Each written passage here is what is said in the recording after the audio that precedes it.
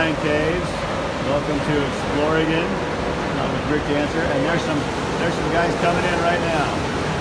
Coming in on the surf. Checking them out. There they are.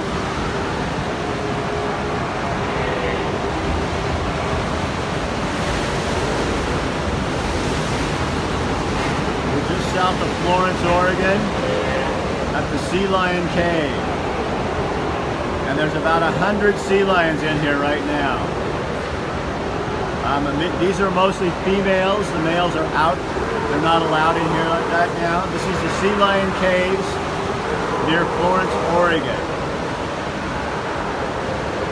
And you guys wait till you hear the story. So let me see if I can get in on some of these. There's some laying right down in here. But they're coming in. And we're going to talk to some guys here who know what they're talking about. All right, come here, gentlemen. We're going to get you going here. Okay, let me get some light on the subject. There. It's dark. We're in the cave, so come up here close. So introduce yourselves. I'm Jim McMillan, General Manager of Sea Lion Caves. And you are? I'm John Holton. I do maintenance here at Sea Lion Caves. So how did this happen? I mean, how did they find this cave? Captain William Cox discovered it. He took a small boat in here and he got stuck overnight. So then he purchased the property in the 1800s from the state. Did he think at the time, there's something going on here that I could make a business out of? No, he wasn't actually part of the business, but he sold it to 3 families who were interested in turning it into a business in the 1930s. So in the 1930s, the families took over, and 2 of those families are still owners of this place. Yes, yes. That's incredible. It is.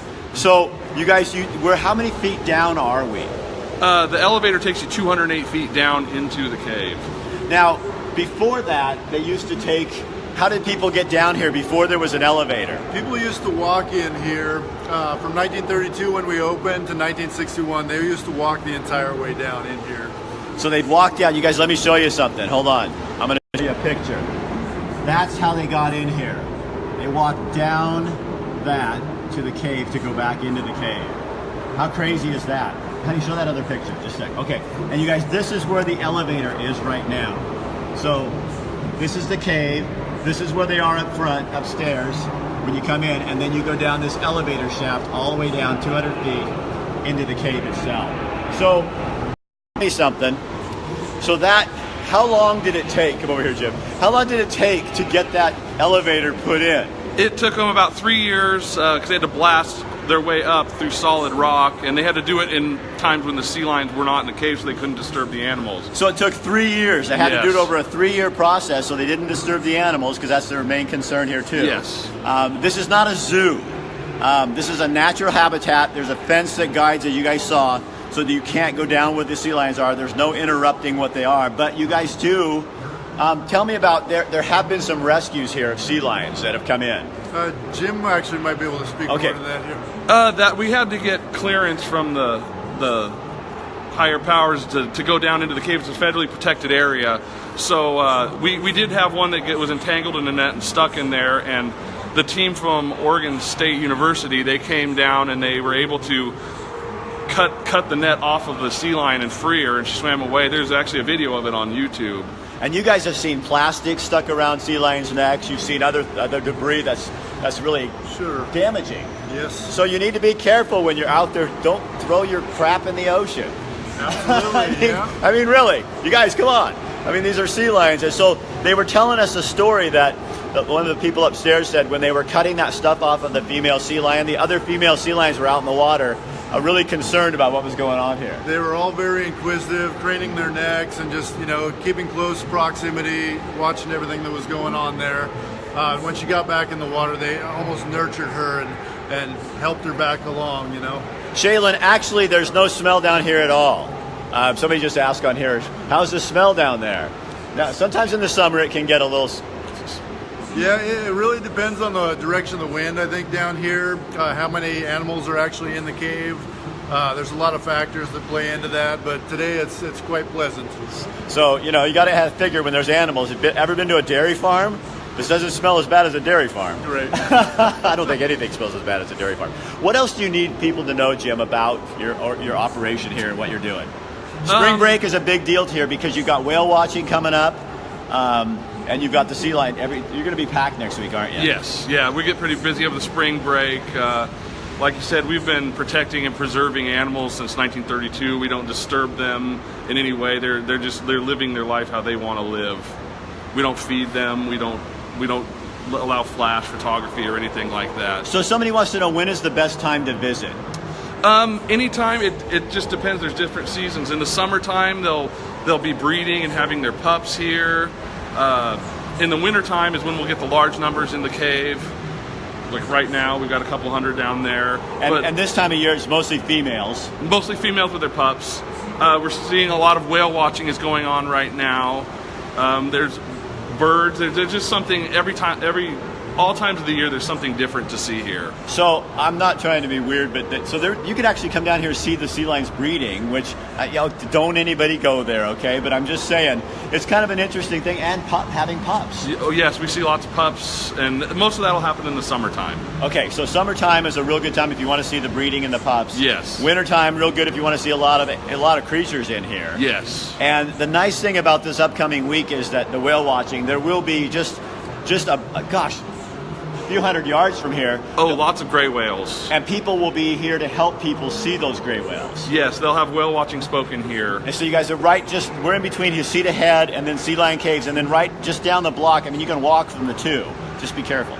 But you can walk from the two, and there'll be people there to show you sea lion or the whales too. And if it's calm, you'll see it. And it looks like nice weather coming next week. Yes, yes. So gift shop upstairs, plenty of things with sea lions to buy. Yeah, any kind of sea lion trinkets. We have lots of merchandise. We have fresh fudge made right in our gift shop and popcorn. Lots of stuff to do and look at. All right. So, toughest thing about maintaining a cave? It's a lot of cleanup, really. Down here pretty much takes care of itself. If somebody drops popcorn on the floor, there's little birds come down here and clean all that up. That's kind of nice.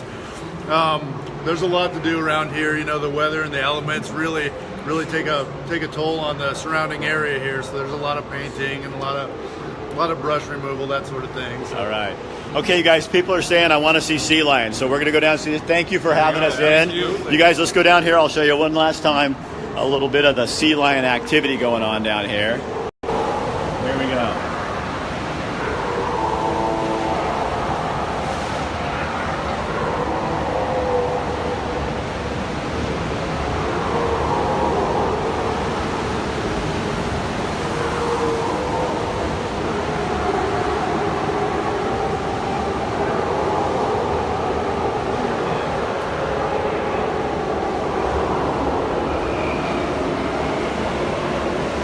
Having trouble with focusing on the other thing. Here you go, guys.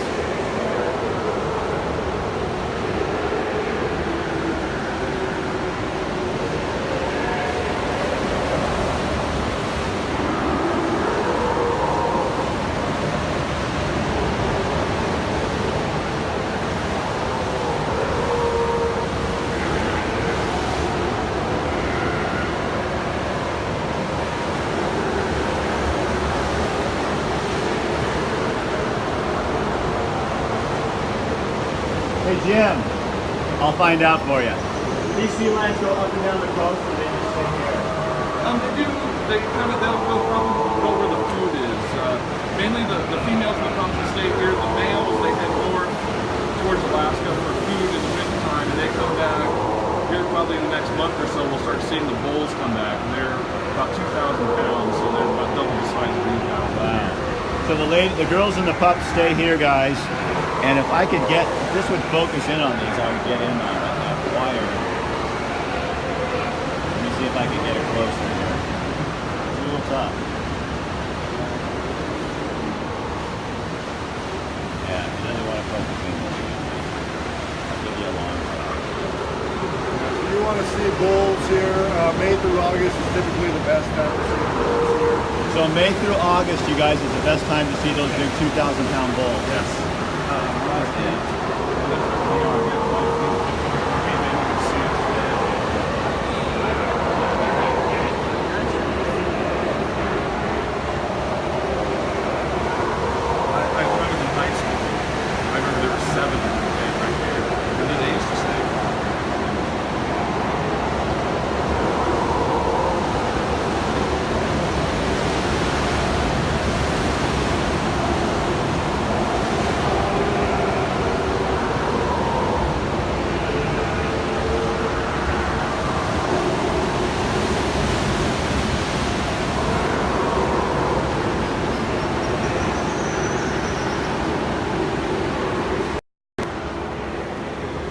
right, you guys. So that's it from the Sea Lion Caves. We're headed to the C&M stables. We'll be there in about half hour, 45 minutes.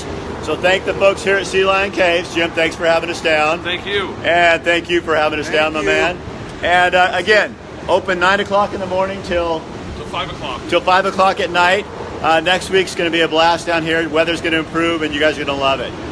Thank you. We'll see you guys in about 45 minutes from the C&M cables. Take this, share it on your page, and we're going to be showing you all over Florence today. Sand rails, interesting people, and lots of food. All right, we'll talk to you in a little while. All right.